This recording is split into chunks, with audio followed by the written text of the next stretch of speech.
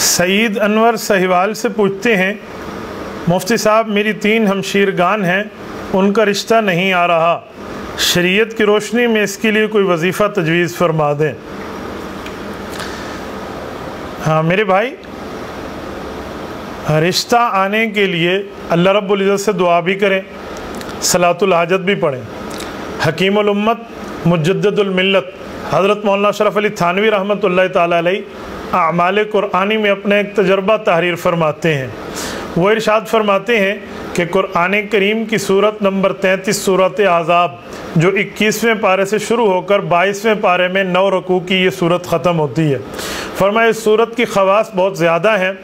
اس سورت مبارکہ کو اگر کوئی بندہ لکھ لے اور لکھ کر ایک ڈبے میں بند کر کے اپنے پاس گھر میں کسی نہ کسی جگہ رکھ لے تو اس کی برکت سے اللہ رب العزت رشتوں کو کثرت سے بھیجتے ہیں، اور کثرت نکاح کے پیغام آنے کے لیے، معاملات طے کرنے کے لیے رشتہ ہو جاتا ہے بچی کا۔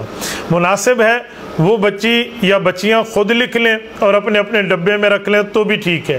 خود نہیں لکھ سکتی تو ان کے والدین بھی لکھ سکتے ہیں، اور یہ لکھ کر اگر لکھنے میں آپ کو تکلیف ہے خیر ہے، زبر زیر چھوڑ دیں، آپ زبر زیر کے بغیر بھی قرآن کریم لکھ کے لیے وظیفے کے طور پہ آپ لکھ سکتے ہیں، ورنہ زبر زیر ہو تو بہت اچھی بات ہے۔